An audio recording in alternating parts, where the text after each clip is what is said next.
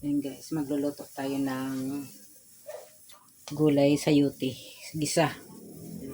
Gigisahin natin at isahog natin yung manok. Ayan, konting oil. Ayan.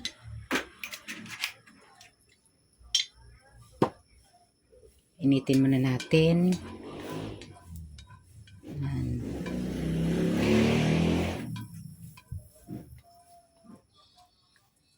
Tapos, maglalagay tayo ng ating bawang. Gigisahin na natin yung ating bawang. Ayan.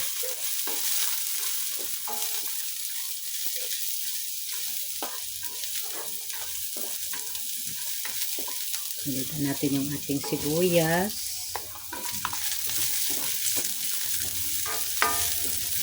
Gisa-gisa muna tayo ngayon. Huwag muna tayo maglaga. Mga kasama natin sa bahay. Gusto nila gisa.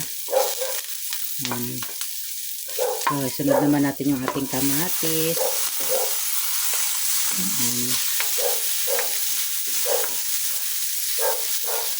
Di sumasang-ayon yung alaga ng kapitbahay ko sa pagluluto ko ngayon.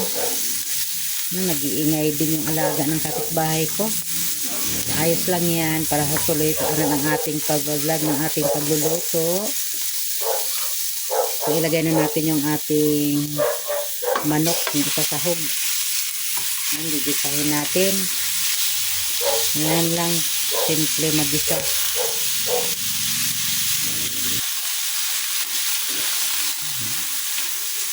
Medyo tahimik na yung alaga ng kapitbahay ko. Ayan, so ano-anuhin muna natin yung ating manok na hanggang sa maluto ng konti bago natin ilagay yung ating wala lang yung pamumula ng ating manok na. Ilagay natin yung ating sayote. Yung ating sayote guys. Ilagay na natin. Ito yung sayote natin. Ayan. So, ilagay na natin.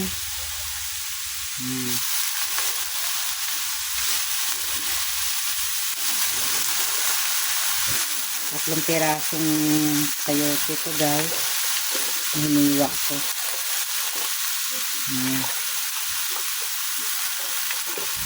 Nabili ko lang ito ng tumpok. Ito na kamura tayo pag tumpok. Ano naman tayo guys. Kailangan natin maging isang practical na nanay para makatipid-tipid ba. Yan. Haluin natin. Yan. So, lagyan na rin natin ng paminta, no? Para sabay na yung ating lasa sa ating niluto. Ayan.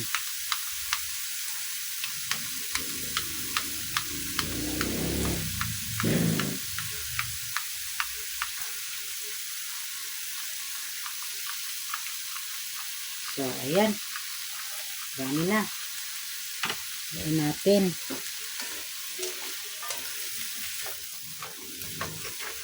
At yung ating takpan yan. So, ayan. Balikan na natin. Ayan. Medyo maganda na yung ating gulay, no? Ayan. Maglagay na tayo ng ating asin para malasa na yung ating niluto. Ating asin lang. Sabawan na rin natin. Lagyan natin ng sabaw, tubig. Isang mangkok. Sarap maraming sabaw.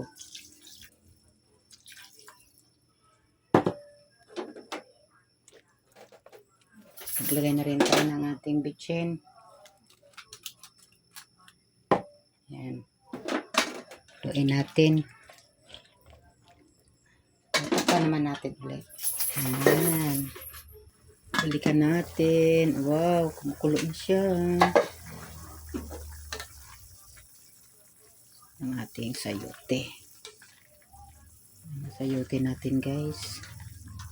Lagyan natin ng konting patis para mag sarap ng ating magbalas yung ating lasa ng ating nilutong sayoting ginisa. Sarap to guys. Tilawan nato kung unsay ang kalami.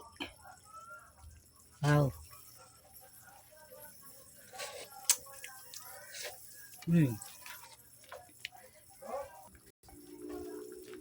Lami na siya guys. Tilawan natin utro guys kung usa dyan yung kalami.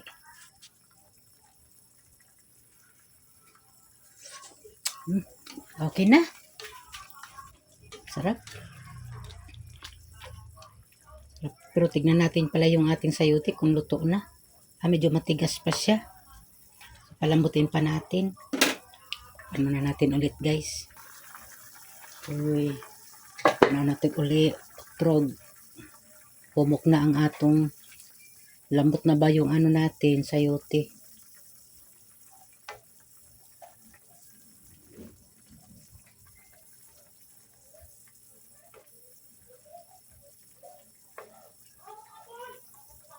Malambot na.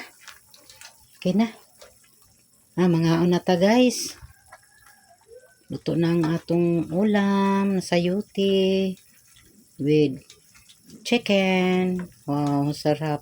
Sarap, may raming sabaw guys. Pwede ako dito guys kasi yung ginamit natin olive oil naman. Yan. So, ayan mga langga guys. Maraming salamat sa inyong panonood. At kung gusto nyo ng aking video guys, baka naman pwede naman mag-iwan dyan ng comment, like, and share. Thank you for watching guys. God bless ating lahat.